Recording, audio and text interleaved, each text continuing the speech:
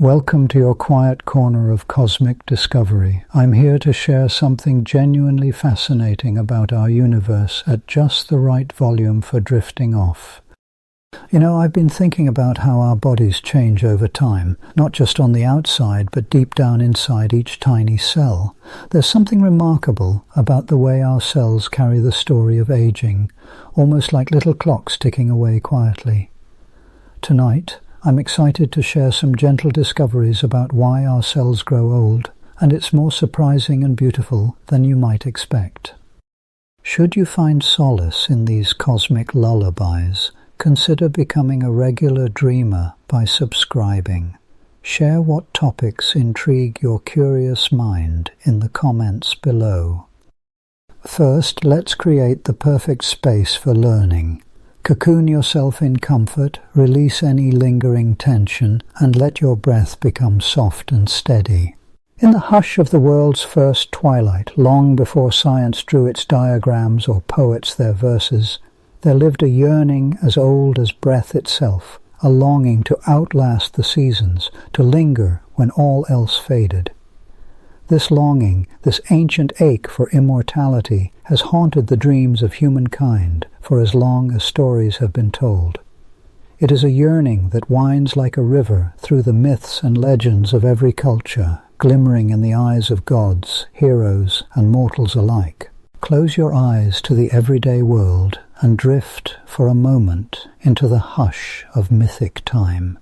There, on the wind-swept plains of ancient Greece, the gods walk among mortals, their footsteps echoing through marble halls and olive groves.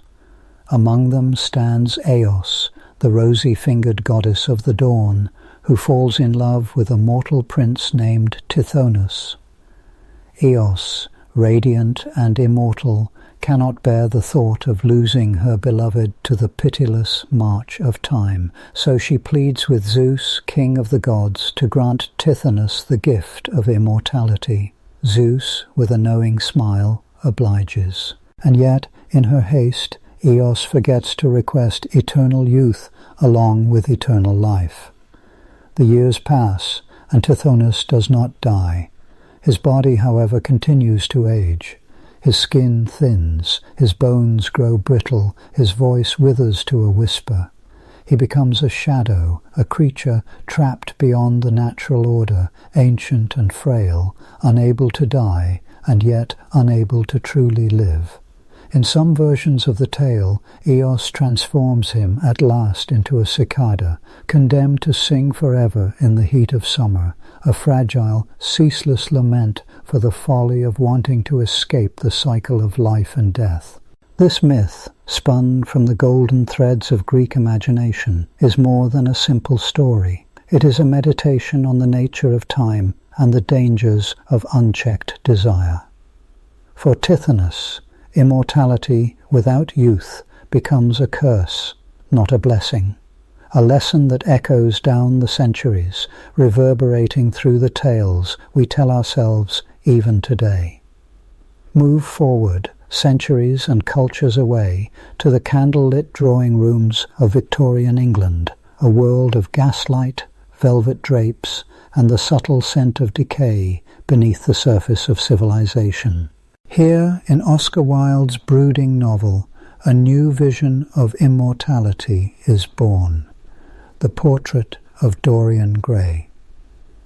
Dorian, beautiful and reckless, strikes a Faustian bargain. He will remain forever young, while his painted likeness, hidden away, bears the ravages of his age and sins. The painting grows twisted and monstrous, a silent witness to the truth that Dorian himself cannot face. There is a chill that runs through Wilde's tale, a realization that the price of eternal youth is not only the corruption of the soul, but the severing of oneself from the river of time. For what is life truly, if not a collection of moments, each shaped by change, loss, and growth? To be untouched by age is, in some sense, to be untouched by life itself. Yet the dream persists, shimmering in the background of our collective imagination. In the vast starlit halls of Tolkien's Middle-earth, the elves move with a grace that seems almost otherworldly. Immortal and ageless, they are bound to the world until its ending, watching as the ages unfold and the brief lives of men flicker and fade. Their immortality is not uncomplicated bliss. It is tinged with sorrow, with the burden of memory and the ache of enduring when all else is lost. For Tolkien's elves, as for Tithonus and Dorian before them, everlasting life is as much a weight as it is a wonder. These stories, drifting across centuries and continents, are not merely diversions, not idle fancies spun to fill the dark hours. They are mirrors, reflecting our deepest hopes and fears about the nature of existence. Why is it, we might ask, that the wish for immortality recurs so insistently in the tales we tell? Why do we yearn to slip the bonds of time, to hold fast to youth and vitality, even as we sense, somewhere deep within, that such a wish may carry hidden dangers? Perhaps it is because mortality is the single immutable law of our existence, the boundary against which all our striving and dreaming must eventually founder. We are born, we grow, we age, we die. The span of our days is measured out in heartbeats and breaths, in the changing of seasons and the soft silvering of hair. To imagine living forever is to imagine being freed from this boundary, a fantasy that is both exhilarating and terrifying. As the centuries rolled forward, the fascination with immortality did not fade. It found new expression in the alchemist's search for the philosopher's stone, in the legends of hidden springs that grant eternal youth, in the glimmer of hope that perhaps, just perhaps, science could one day deliver what magic had always promised. In the modern world, this yearning has not vanished. It has only changed its shape, slipping quietly into laboratories and research papers, into the hush of microscopes and the hush of DNA sequences. But if we set aside legend for a moment, if we pull back the velvet curtains of myth and story, we find that the truth of our bodies tells a different tale. For all our longing, for all our dreams of eternity, we are creatures of time, written in the language of cells and molecules, governed by laws that hold sway over every living thing. Within you, within the hush and bustle of your own body, the story of aging is quietly unfolding. It is a tale played out in the soft glow of 100 trillion cells, each with its own rhythm, its own arc from birth to death. To understand why immortality remains forever just out of reach, we must turn our gaze inward to the very building blocks of life. Each cell in your body is a tiny marvel, a world unto itself. Wrapped within its delicate membrane, it hums with activity. DNA coils and uncoils, ribosomes knit together proteins. Mitochondria generate the energy that powers every heartbeat and thought. Yet for all their vitality, every cell carries within it a kind of clock, a mechanism that measures out its days, guiding it inevitably toward decline. This cellular clock is written in part in the language of telomeres, tiny caps of repeating DNA that protect the ends of your chromosomes. Each time a cell divides, its telomeres grow a little shorter, like the burning of a candle's wick. When the telomeres become too short, the cell can divide no more. It enters a state known as senescence, a kind of biological retirement. Senescent cells linger, no longer able to multiply, sometimes causing subtle mischief, sometimes quietly withdrawing from the dance of life. Why do our cells possess this inbuilt limit? At first glance it seems a cruel trick, a flaw in the machinery of life. Yet it is in truth a kind of safeguard, a way to prevent cells from dividing uncontrollably, from becoming cancerous and threatening the whole organism. The very mechanism that leads to aging is also what keeps us, for a time, safe from within. Other processes, too, conspire to mark the passage of our cellular years. The DNA within each cell is assaulted daily by the slings and arrows of fate, ultraviolet light, chemical byproducts, stray cosmic rays. Our cells are equipped with intricate repair mechanisms, patching and mending as best they can, but over time damage accumulates. Proteins misfold, mitochondria falter, and the complex choreography of cellular life begins to slow and stumble. In this way, the body's tissues gradually lose their resilience. The skin slackens, the hair loses its pigment, the muscles weaken, the heart grows less efficient. The process is not uniform or predictable. It is a symphony of decline, shaped by genetics, environment, chance, and choice. And through it all, the question lingers: is there a way to halt this march, to slow or reverse the hands of the cellular clock? Scientists, ever curious, have probed the mysteries of aging in creatures from yeast to worms to mice, seeking the keys to longevity. They have found that some animals age slowly or hardly at all, that certain interventions, caloric restriction, genetic tinkering, molecules that mimic youthful signals, can extend the lives of laboratory organisms. But the dream of true immortality, the kind whispered of in legend and song, remains elusive. The laws that shape our cells are not easily broken. The machinery of life resists tampering, lest the balance be lost. And so we find ourselves at the crossroads of science and myth, our hearts caught between the longing for endless days and the hard wisdom of biology. The tales of Tithonus, Dorian Grey, and the elves of Middle-earth are not so far removed from the questions that animate today's laboratories. Each, in its own way, asks, what does it mean to live forever? What would be gained and what might be lost? There is perhaps a quiet comfort in knowing that we are bound to the same rhythms as all living things. The cherry tree blossoms and fades, the cicada sings and is silent, the tides rise and fall.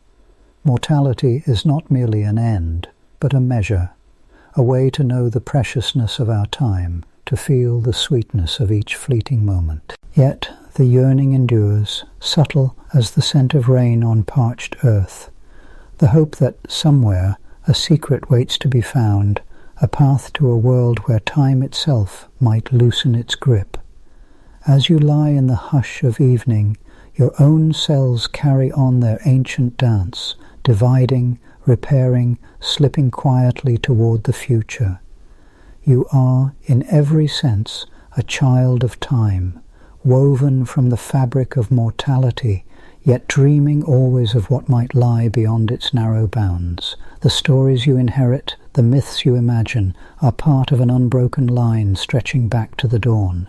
But even as we gaze backward at the tales of gods, bargains, and immortal elves, even as we look inward to the silent workings of our own flesh, a deeper mystery beckons. What would it mean, truly, to slip the bonds of time, to linger endlessly in a world that changes all around you while you remain unchanged?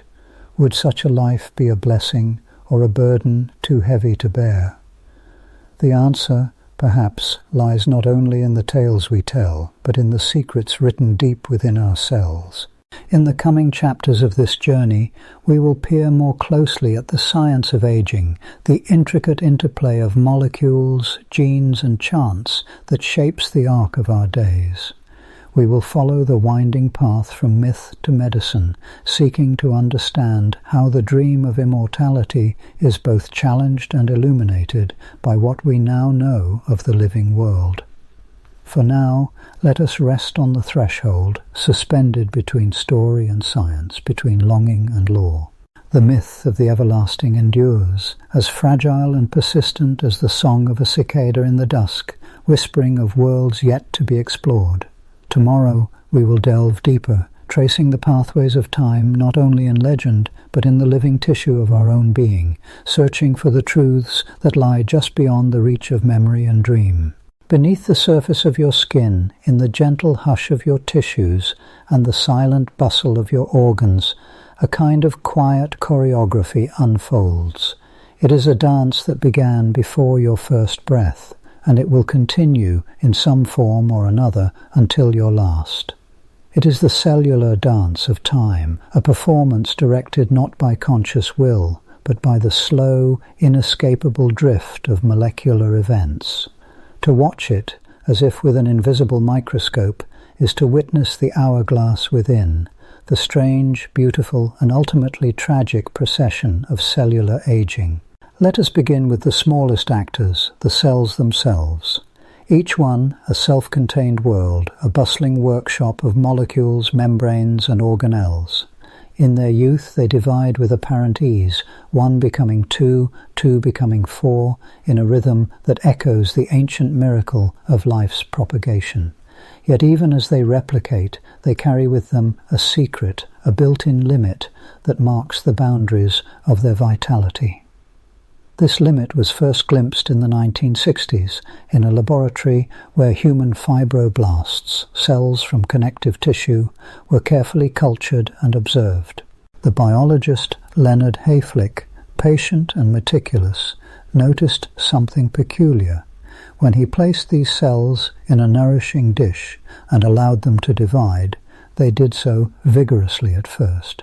But after a certain number of divisions, 40 or 50, sometimes a few more, rarely less, their activity slowed. They grew sluggish, changed shape, and eventually ceased to divide at all, even though plenty of nutrients surrounded them. This threshold, now known as the Hayflick limit, is not a mere artifact of laboratory conditions. It is a fundamental property of most human cells, a built-in boundary to their capacity for renewal. But why should such a limit exist? Why not allow cells to divide forever, renewing tissues without end? The answer lies deep within the architecture of the cell, in the very blueprint of life, the DNA. Each time a cell divides, it must copy the entirety of its genome, those vast, spiraled ladders of DNA that store the instructions for building and maintaining the organism. This process is remarkably faithful, but it is not perfect. At the tips of each chromosome, like the plastic aglets that protect the ends of shoelaces, lie stretches of repetitive DNA known as telomeres. These telomeres serve as sacrificial buffers. With every round of DNA replication, a tiny portion of the telomere is lost, shaved away by the peculiarities of the replication machinery, which cannot quite copy the very end of the chromosome. In youth, telomeres are long and untroubled, their repeated sequences stretching out like the calm sands at the edge of an ocean. But as the years pass and divisions accumulate, the telomeres shrink. Slowly, inexorably, the buffer erodes. Eventually, the telomeres become too short to protect the chromosome. The cell senses this, as though hearing a distant tolling bell, and halts its cycle. It enters a state known as senescence, a kind of twilight existence in which it no longer divides, but also does not die. Here, the cell becomes a relic of its former self, a sentinel standing at the edge of its own decline. The Hayflick limit, then, is written not in the stars, but in the code of our chromosomes. It is enforced by the gradual wearing down of telomeres, the hourglass whose grains are the repeated DNA sequences at the end of each chromosome. In this way, the lifespan of a cell is not infinite. It is measured out in divisions, each one erasing a few more letters from the telomeric script. Yet the story is more intricate still. Not all cells bow to the tyranny of telomere shortening. Some, such as stem cells and the germ cells that give rise to eggs and sperm, possess a remarkable enzyme called telomerase. This molecular craftsman can add new sequences to the telomeres, rebuilding them, extending them, allowing these privileged cells to divide far beyond the usual limit.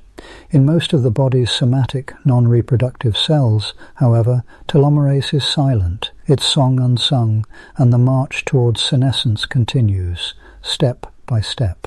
As telomeres dwindle and senescent cells accumulate, the tissues of the body subtly change. The skin loses its suppleness, wounds heal more slowly, the organs lose their youthful vigor. But telomere attrition is only one thread in the complex tapestry of cellular aging. Another more insidious force is at work: the slow, relentless accumulation of damage. Even as a cell divides, it is under constant assault from within and without. Reactive oxygen species, byproducts of the cell's own metabolism, flicker and dart like tiny sparks, damaging DNA, proteins, and lipids. Environmental toxins, ultraviolet light, and the sheer wear and tear of existence all contribute their own insults. The cell is not defenseless, far from it. Elaborate repair systems patrol the genome, excising damaged sections, patching them with fresh nucleotides, or shepherding misfolded proteins to the molecular recycle bin. But with time, the machinery falters, repairs grow less precise, errors accumulate, some of them silent, some of them catastrophic. The cell's mitochondria, its powerhouses, the engines that convert food into usable energy, are particularly vulnerable to the ravages of time. With each passage of the years, mitochondrial DNA suffers mutations. The energy output of the cell declines, and with it, the vigor of the tissue as a whole. Like an old factory whose machines have begun to wear and break down, the cell's output becomes erratic, its processes less reliable. Sometimes the accumulated damage is too severe. The cell may activate a program of controlled self-destruction known as apoptosis. It is a graceful exit, a final bow, ensuring that damaged or dysfunctional cells do not threaten the organism as a whole. The remains are quietly cleaned up by neighboring cells, the tissue heals, and life continues. But if too many cells exit, or if they refuse to die and instead linger in a senescent state, the tissue itself begins to falter. The balance between renewal and decay tips, and the symptoms of aging begin to appear. The interplay between telomere shortening, cellular senescence, damage accumulation, and programmed cell death creates a dynamic landscape within every tissue. It is a world in flux, balanced precariously between growth and decline, repair and breakdown.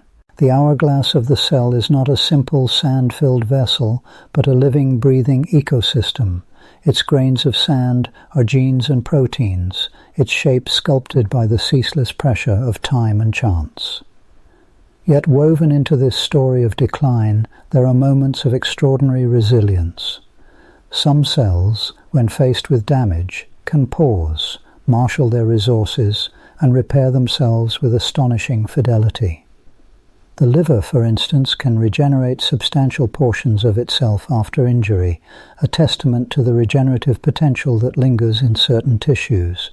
In the skin, stem cells embedded deep within the basal layer lie dormant until called upon to divide and replenish what is lost.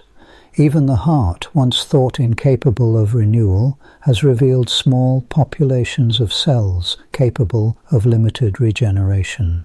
Still, these pockets of youthfulness cannot halt the march of time.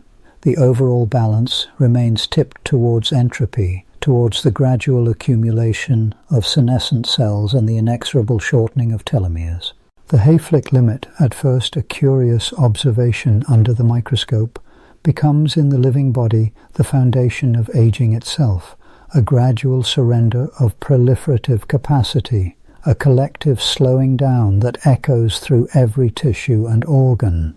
Consider for a moment the implications of this process for the whole organism. As you age, the number of senescent cells in your tissues increases. These cells, though alive, are changed. They secrete a cocktail of inflammatory molecules, growth factors, and enzymes, a phenomenon called the senescence-associated secretory phenotype, or SASP. This secretory activity, once thought to be little more than cellular static, is now recognized as a powerful driver of tissue aging. It can disrupt the function of neighboring cells, promote chronic inflammation, and even contribute to the development of diseases such as cancer and atherosclerosis.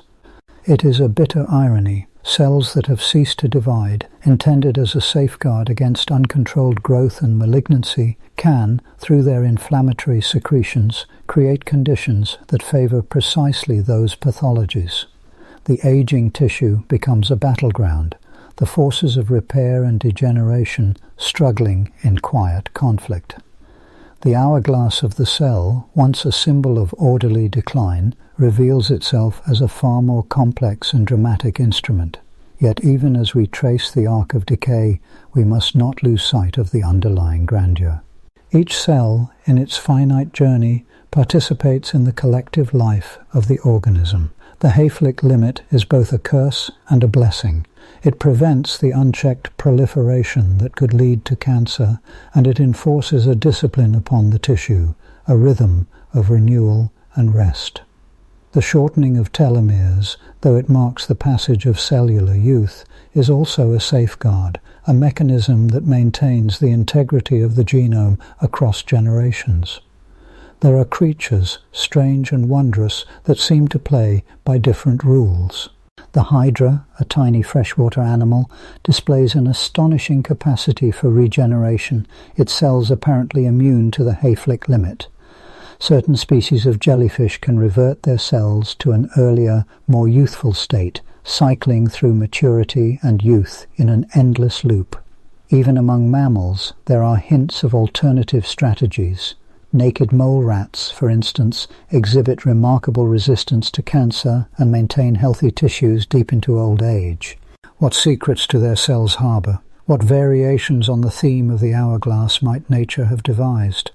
In the laboratory, scientists have learned to manipulate the telomerase enzyme, restoring the length of telomeres in cultured cells, coaxing them to divide beyond their natural limits. The implications are profound. With control over telomerase, perhaps it will someday be possible to extend the lifespan of human cells, to slow or even halt the march of senescence. But such power comes with risks. Cells that ignore the Hayflick limit, that divide without restraint, are the very definition of cancer. Thus the cellular hourglass is both a prison and a shield, a mechanism forged in the crucible of evolution to balance the needs of renewal and safety. The hourglass within, then, is not simply a metaphor. It is a living, mutable reality, sculpted by mutations, shaped by repair, tuned by the pressures of survival. Its grains fall at different rates in different tissues, its boundaries set by the needs of the organism and the dangers of unchecked growth.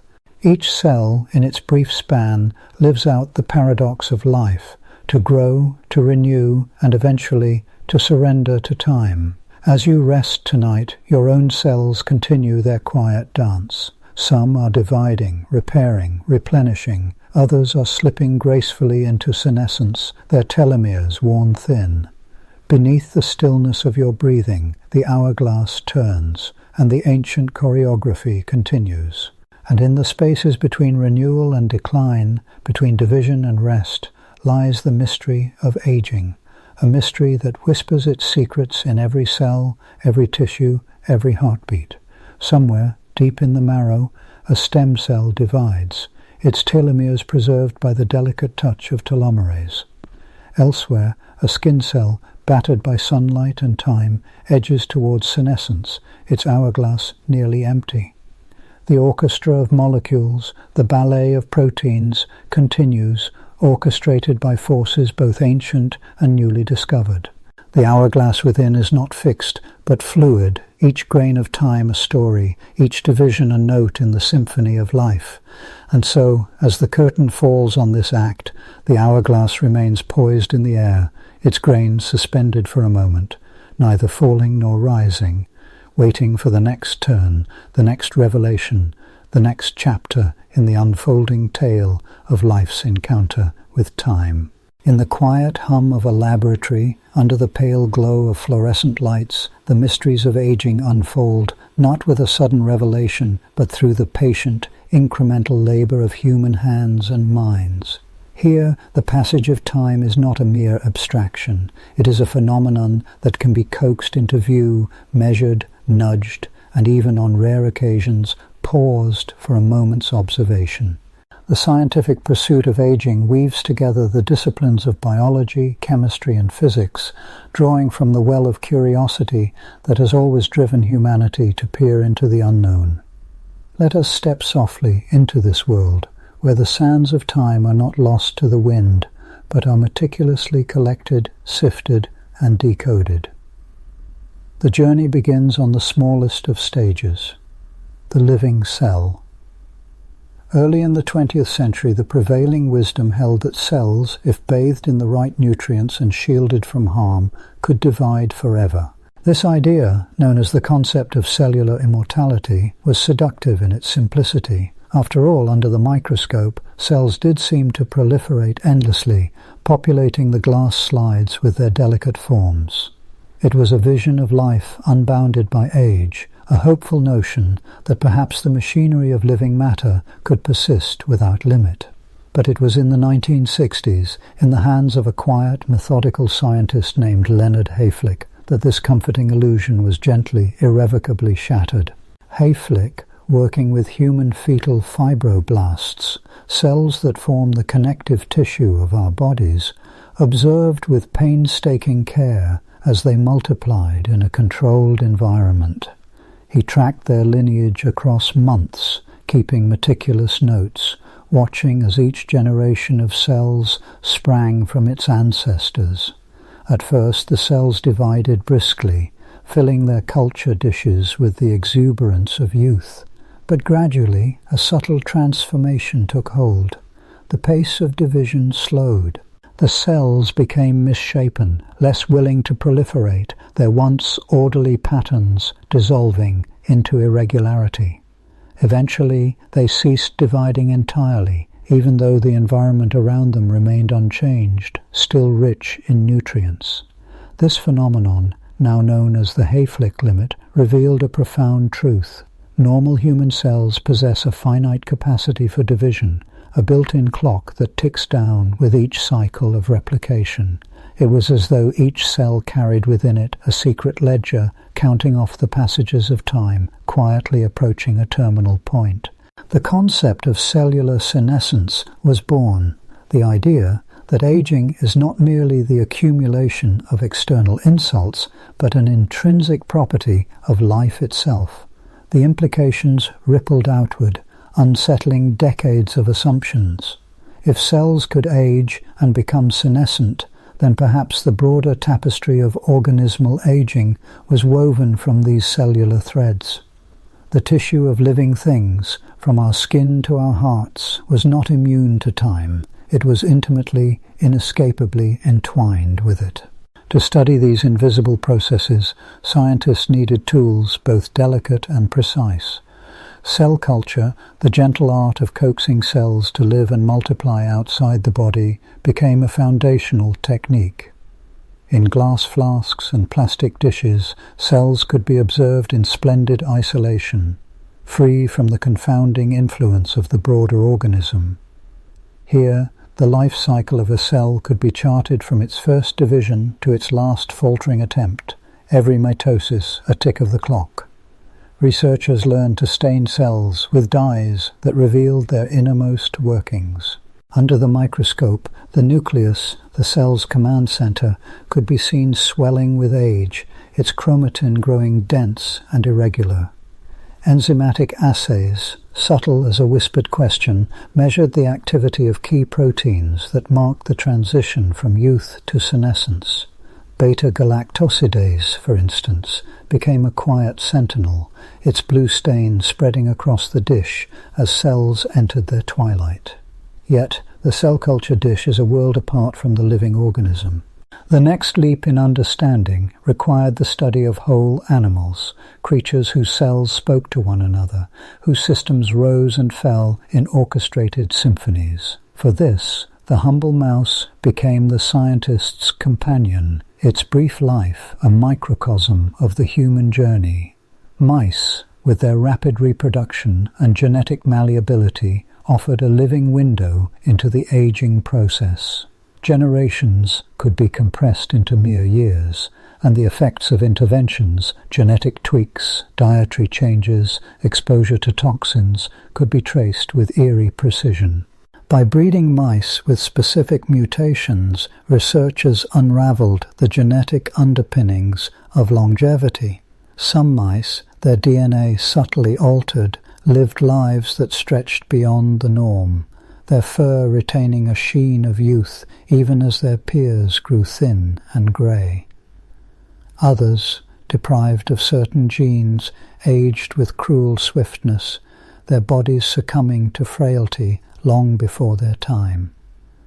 Within these animal models, the interplay of genes and environment could be dissected. Caloric restriction, for example, emerged as a powerful modulator of lifespan. Mice fed a diet reduced in calories yet rich in nutrients lived longer and healthier lives than their well-fed counterparts. Their bodies resisted the ravages of age, their organs remained supple, their minds alert. These findings hinted at universal mechanisms, threads of biology spun deep into the fabric of life. But even as scientists explored the biology of aging in mice, they returned time and again to the cell, seeking the molecular roots of senescence. The nucleus, with its treasure of DNA, became a site of particular fascination. Each time a cell divides, its chromosomes must be faithfully copied, the genetic script passed from one generation to the next. Yet at the very tips of these chromosomes lie telomeres, repetitive, protective caps that guard against the fraying of genetic material. With each division, telomeres grow shorter, their length inexorably diminishing.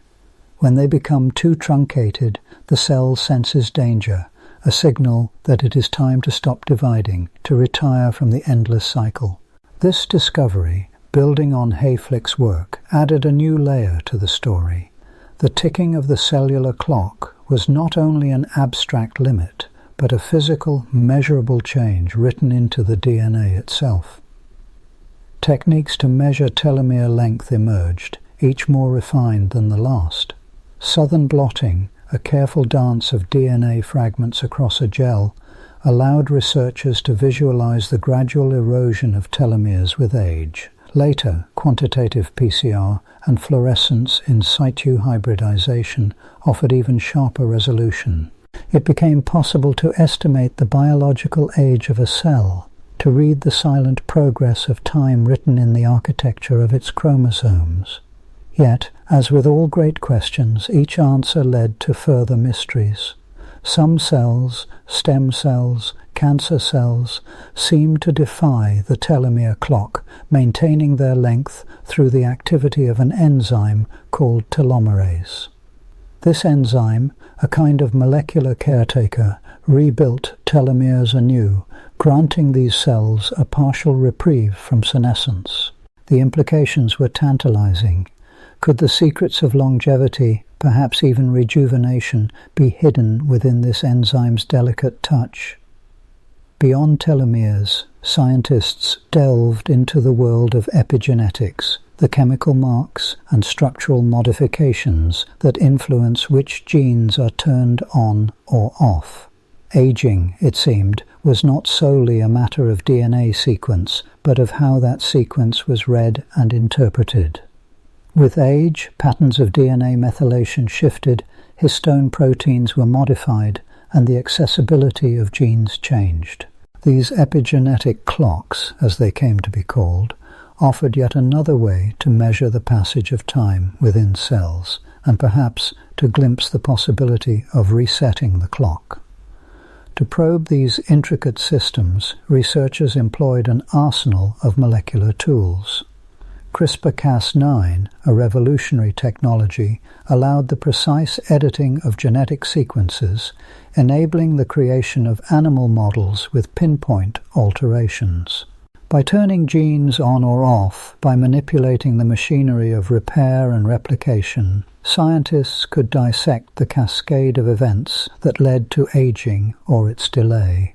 High-throughput sequencing, the ability to read vast stretches of DNA and RNA in parallel, revealed the symphony of gene expression as organisms aged. Patterns emerged, genes involved in inflammation, in repair, in metabolism, all waxing and waning with the years. These data, vast and complex, were sifted with the aid of computational models, the raw numbers transformed into insights about the choreography of life and decline. Amid this technical prowess, the art of observation remained paramount. Aging is not only a molecular phenomenon, but a visible, tangible process. In the mouse, the thinning of fur, the clouding of eyes, the slowing of movement told a story that numbers alone could not capture. In the culture dish, the flattening and enlargement of senescent cells spoke of their fatigue, their long journey from youth to stillness. The scientist, whether peering through a microscope or tending to a colony of animals, became a chronicler of these transformations, a witness to the unfolding of time. The history of aging research is rich with moments of insight and serendipity. In the decades following Hayflick's discovery, the field blossomed. Researchers like Elizabeth Blackburn, Carol Greider, and Jack Szostak, working in the 1980s, uncovered the secrets of telomeres, the enzyme that could rebuild the frayed ends of chromosomes. Their work, honored with a Nobel Prize, illuminated a new path, the realization that the limits of cellular life were not absolute, but could be bent, perhaps even transcended. Elsewhere, the study of model organisms expanded beyond the mouse. The tiny nematode worm, Caenorhabditis elegans, with its transparent body and brief lifespan, became a favorite subject. Mutations in single genes, such as DAF2, were found to double the worm's lifespan, linking the regulation of insulin signaling to the control of aging. The fruit fly, Drosophila melanogaster, too, lent its brief life to the cause, revealing the roles of stress resistance and metabolic pathways. In these myriad forms, the pursuit of understanding aging was both universal and deeply particular. Each organism, each cell, offered a unique perspective, a singular note in the broader melody. The tools of science, refined across generations, allowed researchers to move ever closer to the heart of the mystery, to trace the contours of time's passage in the very substance of life. And yet, for all the progress, the deepest questions remain. Why do organisms age at all? What evolutionary purpose, if any, does aging serve? Is it an unavoidable consequence of entropy, a side effect of living in a universe governed by the laws of thermodynamics? Or is it, as some theorists suggest, a programmed process shaped by the blind hand of natural selection? In the laborato, as one experiment concludes and another begins, these questions hover at the edge of awareness, silent but persistent. The pursuit of answers continues, fueled by a blend of ambition, humility, and wonder. The tools grow ever more sophisticated, the models more nuanced, but the essence of the quest remains unchanged, to understand the rhythm of life and its inevitable decline. As the night deepens, the pale lights of the laboratory burn on, casting long shadows across the benches and instruments. The scientist, notebook in hand, pauses for a moment, contemplating the cultures quietly dividing, the mice sleeping in their enclosures, the invisible machinery of time ticking onward. Outside, the world ages by another second, another minute, another hour. Within these walls, time's secrets are slowly, gently drawn forth, a grain of sand at a time. And so, the story of scientific pursuit continues, reaching outward from the cell to the organism, from the past to the future. New questions arise, new methods beckon, and the search for understanding moves forward, ever deeper, ever more intricate. The sands of time, once thought inexorable and unknowable, are now touched by human curiosity, their patterns slowly coming into focus. The journey is far from over. Indeed, it is only just beginning to reveal its fullest wonders. If you listen closely to the hush that settles over a city at dusk, or the silence that pools between the calls of crickets in a summer meadow, you might sense the gentle pulse of time moving forward, always, inexorably, quietly. This soft tide undergirds every breath, every gesture, every quiet moment of reflection. In the tapestry of our lives, aging is the golden thread woven through each experience, each memory, each hope that flickers briefly before passing into recollection.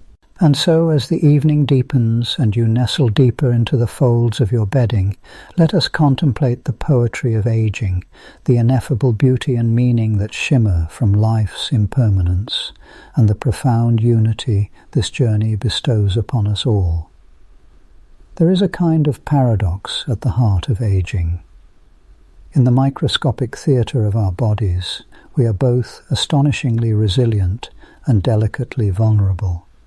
The cells that compose us are marvels of complexity, bustling cities of molecules, each with its own purpose, yet all collaborating in orchestration.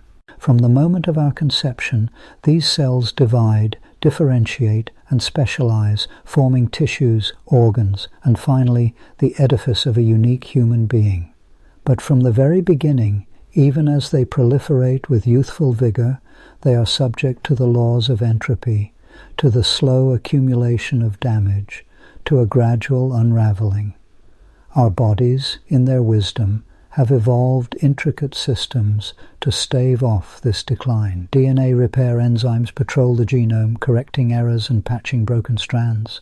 Molecular chaperones refold misfolded proteins, ushering them back into their proper shapes. The immune system stands vigilant, rooting out rogue cells and pathogens. Yet, despite these valiant efforts, the gradual toll of time cannot be wholly forestalled. Telomeres, the protective caps at the ends of chromosomes, are whittled down with each cell division, a kind of molecular hourglass counting the passage of cellular generations. Eventually, this relentless whittling triggers a state called senescence, in which a cell ceases to divide, lingering in a sort of twilight state. While senescent cells can play beneficial roles, their accumulation is also implicated in the frailty and chronic diseases of old age. But even as we consider the molecular scripts of aging, we must also step back and witness the grander story, one that stretches far beyond biochemistry and genetics. The experience of aging is not merely a biological process. It is a fundamental aspect of what it means to be human. It is the silent, invisible current that gives shape to the arc of our lives. From childhood's first tentative steps to the steady bearing of adulthood, and finally to the reflective pace of elder years, aging is the backdrop against which joy, sorrow, ambition, and love are painted. Perhaps, then, it is not surprising that cultures across the world have long sought to understand and revere the process of growing older. Ancient Greek philosophers, pondering the nature of change, saw in aging a mirror of the mutable cosmos, a reminder that nothing is static, that all things are in flux. The Stoics, for their part, counselled acceptance of this impermanence, urging us to embrace each day as it comes, to find tranquility in the rhythm of existence.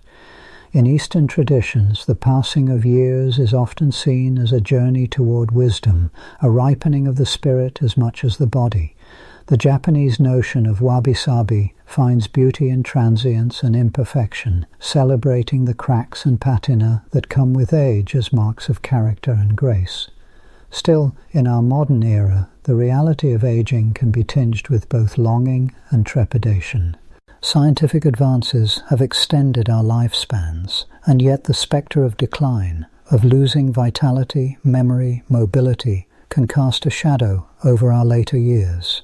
We are tempted, perhaps, to see aging as a problem to be solved, an enemy to be conquered. Cosmetic industries promise eternal youth. Research labs chase after the elusive elixir that might tamp down the cellular fires of senescence. Yet, in this striving, there is wisdom in pausing to consider what is truly at stake. For to age is, fundamentally, to participate in the central drama of life, to love and to lose, to strive and to surrender, to be shaped by time's gentle sculpting hand. On a quiet evening, or in a moment of solitude, one might reflect on the stories carried within the lines of a face, or the scars that mark a well-lived body. Each wrinkle, each grey hair, each creaking joint is a testament to the days survived, the laughter shared, the heartbreak endured. The poet Rainer Maria Rilke once wrote, "For beauty is nothing but the beginning of terror, which we are still just able to endure." There is a strange, poignant beauty in the knowledge that our time is finite, that our bodies are not built to last forever. This knowledge imbues each moment with a kind of sacred urgency, a reminder to cherish the fleeting glimmers of joy and connection. One can see aging as a great leveling force, a thread that binds all humans in a shared destiny. No matter where we are born, what language we speak, or what dreams we harbour, we are all, in the end, subject to the turning of the seasons, the slow drift from youth to old age. There is comfort in this universality, a sense that we are never truly alone in our journey. Across continents and centuries, countless others have walked the same path, have gazed in wonder or sorrow at the changes wrought by time. This shared experience of aging can foster compassion and empathy. When we see an elderly person moving gingerly down the street, we might glimpse in them a reflection of our own future selves, and in that recognition a spark of kinship is kindled. Our societies, at their best, honour and care for those who have travelled further along this path, drawing upon their wisdom and memory. And yet the distance between generations can sometimes grow wide, filled with misunderstanding or impatience. To bridge this gap is to embrace the full circle of life, to recognize the value in each stage, from the exuberance of youth to the contemplative serenity of age. From a philosophical perspective, the inevitability of aging invites us to grapple with questions that are at once deeply personal and universally resonant. What does it mean to live a good life, knowing that our days are numbered? How do we find meaning in the face of mortality? For millennia, thinkers and poets have wrestled with these questions, offering a multitude of answers. Some have sought solace in the idea of legacy, the hope that our deeds, our creations, our love will ripple outward, touching lives even after we are gone. Others have found comfort in the simple pleasures of the present moment, a shared meal, a walk beneath the stars, the sound of a loved one's voice. Science, too, has a role to play in this existential inquiry, by illuminating the mechanisms of aging. By exploring ways to extend health and vitality, we are offered new tools with which to shape our lives. Yet science also reminds us of our limits, of the boundaries set by nature. Even as we probe the secrets of the genome, even as we develop therapies to mend failing tissues or rejuvenate tired cells, we are ultimately faced with the same ancient truth, that all things must pass, that life's beauty is inseparable from its ephemerality. In recent years, the field of geroscience has blossomed, seeking to understand how aging processes might be modulated to improve health span, the period of life spent in good health. Researchers have uncovered pathways, such as those involving mTOR, sirtuins, and insulin signaling, that influence longevity in laboratory animals. Caloric restriction, intermittent fasting, and certain compounds like rapamycin and resveratrol have shown promise in extending the lifespans of worms, flies, and mice. And yet, as the scientific community investigates these tantalizing possibilities, there is a growing awareness that the goal is not to banish aging altogether, but to ease its burdens, to allow people to live more fully, with dignity and purpose, for as long as possible. Aging, then, is not merely a decline or a loss, but a process of transformation. Just as a tree accumulates rings with each passing year, bearing witness to droughts and storms and seasons of abundance, so too do we gather experiences, some joyful, some painful, all meaningful. Our perspectives shift. What once seemed urgent may fade, while quieter joys come to the fore. We learn over time to let go of certain ambitions, to accept our limitations, to treasure what endures, love, friendship, the beauty of a sunrise. As we ponder the poetry of aging, it is worth recalling that our very mortality is what gives shape and substance to our lives. If we were to live forever, would we cherish the brief, golden afternoons of childhood? Would we savour the sweetness of reunion after long absence, or the bittersweet pang of farewell? It is the certainty of an ending that makes each chapter precious, that urges us to pay attention, to mark the passing days with gratitude. The arts have long served as a mirror and a balm in the face of aging's mysteries. In music, the slow, wistful adagios often evoke the passage of time, the fading of light. In literature, characters age and change, their stories gaining depth and resonance as years slip by. Visual artists, too, have captured the textures of age, the weathered hands, the wise, luminous eyes, the posture that speaks of burdens borne and lessons learned. These creative works remind us that there is beauty in endurance, in the quiet strength that comes with weathering many seasons. And so, as you lie quietly, letting these thoughts drift through your mind, consider that your own journey is part of a much larger story, a story written not just in the language of genes and molecules, but in laughter and longing, in memory and hope. You are the inheritor of a vast lineage, stretching back through time, each generation passing along its gifts, its wisdom, its burdens. In your cells, echoes of ancient ancestors whisper, their tenacity and wonder encoded in your very being. As the night deepens and the world grows hushed, you may sense within yourself a kind of quiet acceptance, a recognition that to age is to participate in the great cycle of life, to offer your own song to the endless chorus of existence. And though the future is veiled, mysterious, and unknowable, there is comfort in knowing that you walk this path alongside countless others, all of us companions on the voyage toward dawn. The poetry of aging, then, lies not in resisting the passage of time, but in embracing it, in finding grace in change, meaning in mortality, and unity in the shared human journey. The years may bring loss, but they also bring depth, compassion, and understanding. In the gentle unfolding of each day, there is the possibility of renewal, of discovery, of quiet joy.